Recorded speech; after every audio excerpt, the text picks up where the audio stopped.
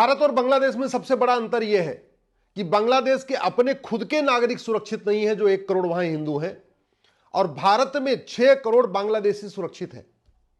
बांग्लादेश के जो वहां के नागरिक हिंदू हैं, उनकी बहन बेटियों को उठाया जा रहा है, लेकिन भारत में घुसपैठियों की बहन बेटियों को कोई नहीं उठाता।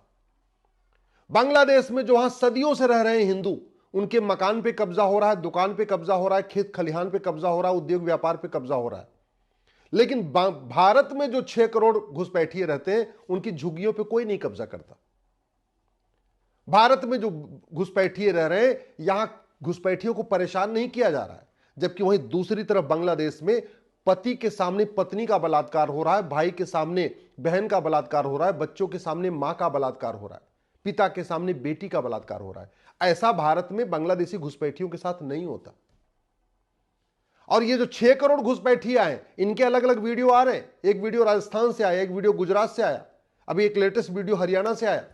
सब घुसपैठिए यही बता रहे हैं कि हम बॉर्डर पे आते हैं, वहां अंदर घुस जाते हैं, वहां घूस देते हैं, अंदर आते हैं और फिर हम आधार बनवाते हैं पैसा दे के, फिर हम पैसा दे के राशन कार्ड बनवाते हैं, अलग अलग डॉक्यूमेंट बनवाते हैं। एक बात मैं अच्छी तरीके बता दूं, आधार बनाने वाले ये जो कॉमन सर्विस सेंटर चला रहे हैं, ये देश के साथ गद्दारी कर रहे हैं, मक्कारी कर रहे हैं और अपने आने वाली पीढ़ियों का जीवन खतरे में डाल रहे हैं।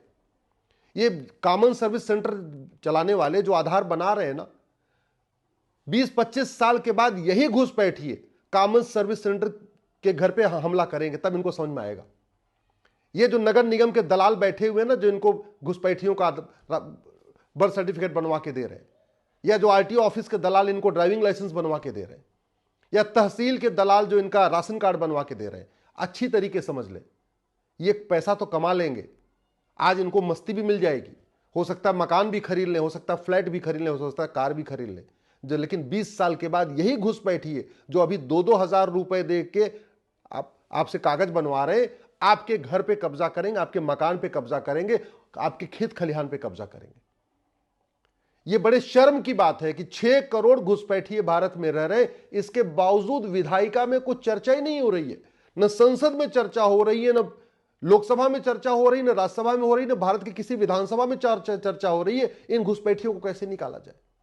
गांव गांव बसते चले जा रहे हैं, गांव में आ रहे हैं, कह रहे हैं हम तो बंगाल से आ रहे हैं, और क्या कहते हैं, हम तो लेबर का काम करेंगे, मिस्त्री का काम करें, घर बना रहे हैं। अच्छा, हम जहां आम जनता भी उसको सस्ता लेबर मिल जा रही है तो करे अच्छा है भाई, जो 1000 रुपए मिस्त्री लेता था, वो जो बांग्लादेशी 800 रुपए लेता है, जो 600-700 रुपए भारत का लेबर लेता था, वो बांग्लादेशी उसको 400-500 रुपए में तैयार हो चुका है। और जगह जगह गांव में जहां ऊसर जमीन मिल रही है, बंजर जमीन मिल रही है, या सार्वजनिक स्थान है जो गोचर जमीन है, वहां वो झुग्गी बना रहे हैं, झुग्गी बना के घर गांव वालों का मकान बना रहे हैं, पक्का मकान बना रहे हैं। और गांव वाले बड़े खुश हैं कि चलो ये तो बंगाल के मिस्त्री आए, बंगाल के लेबर है। वो बंगाल के मिस्त्री लेबर नहीं है, वो सारे के सारे बांग्लादेशी है।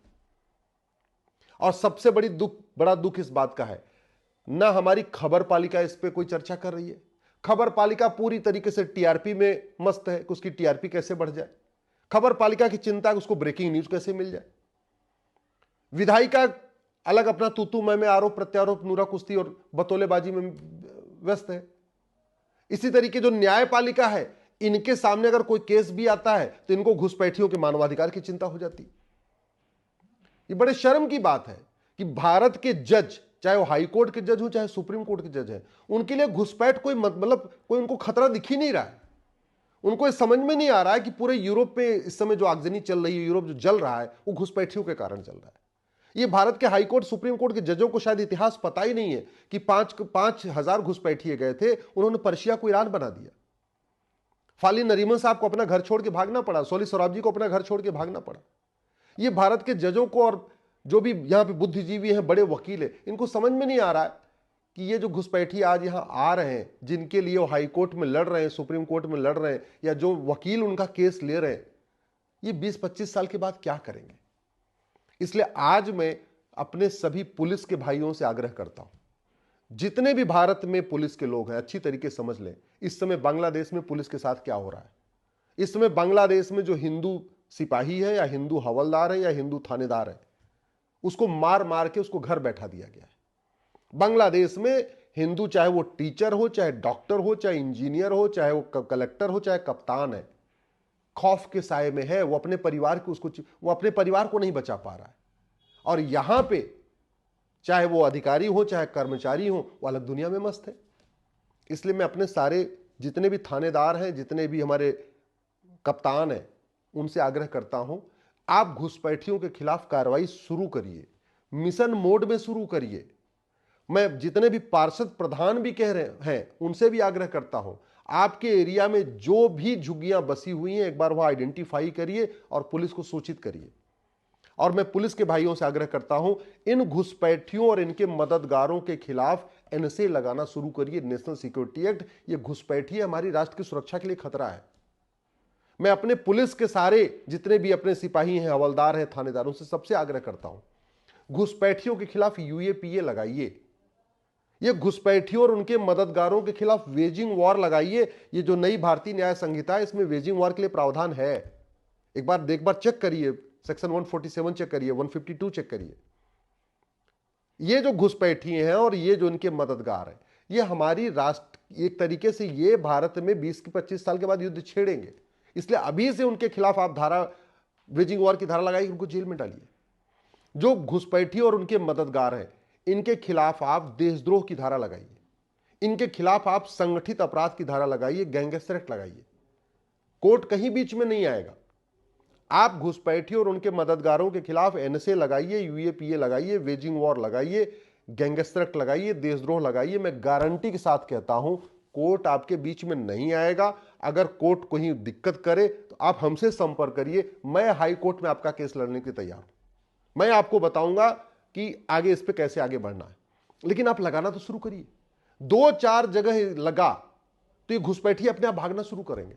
मैं गारंटी के साथ कहता हूं, जिस दिन ये नेता चाहे चाहे ना चाहे, पॉलिटिकल पार्टियां चाहे या ना चाहे, केवल पुलिस जिस दिन चाह लेगी, 80% घुसपैठी भाग जाएंगे। पुलिस केवल एक होके एक मिशन लेके शुरू करे, हमको घुसपैठ मुक्त भारत बनाना है।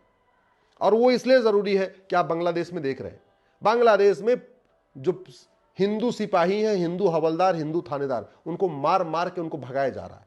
उनको घर में बैठने के लिए मजबूर कर दिया गया। वो ड्यूटी नहीं कर पा रहे। जो हिंदू टीचर हैं, हिंदू डॉक्टर हैं, हिंदू इंजीनियर हैं, वो नौकरी छोड़ छोड़ के घर में बैठे, अपनी जिंदगी बचाने के लिए बैठे हुए। बाकी तो छोड़िए, एक जज साहब अभी वहां से भागे थे, बॉर्डर पे पकड़े गए। ये सुप्रीम कोर्ट के जजों की हालत हो गई है। भारत में ये जो डेमोग्राफी बदल रही है ना, ये हमारे लिए बहुत बड़े खतरे की घंटी है। और डेमोग्राफी बदलने का 3 कारण है: घुसपैठ, धर्मांतरण, जनसंख्या विस्फोट। जनसंख्या नियंत्रण कानून सरकार जब बनाएगी तब बनाएगी, धर्मांतरण खिलाफ जब कानून बनेगा तो बनेगा, लेकिन घुसपैठियों के खिलाफ कम से कम जो वर्तमान कानून है आप उनको उपयोग करिए। ये मैं जितने भी भारत में घुसपैठियों के मददगार हैं उनको मैं अच्छी तरीके से कह रहा हूं, आप केवल और केवल गद्दारी कर रहे हैं। और गद्दारी केवल अपने परिवार से नहीं कर रहे हैं, अपने समाज से नहीं कर रहे हैं, अपने आने वाली पीढ़ियों से गद्दारी कर रहे हैं। 20-25 साल के बाद ये घुसपैठी आपके घर पे कब्जा करेंगे, आपकी बहन बेटियां स्कूल आएंगी जाएंगी, उनको छेड़ेंगे, फिर आपको समझ में आएगा आपने किया क्या है। आप अफगानिस्तान से सीख नहीं रहे, पाकिस्तान से सीख नहीं रहे, बांग्लादेश से सीख नहीं रहे, अभी भी आप घुसपैठियों की मदद करते जा रहे हो। कितने चंद 2000 रुपए के लिए। अरे 2000 रुपए तुम्हें नहीं मिलेगा तो कौन सा तुम्हारा घर नहीं चलेगा? भैया घर तुम्हारा चलेगा। तुम्हें इस बात समझ आए कि आने 20 साल के बाद होगा क्या।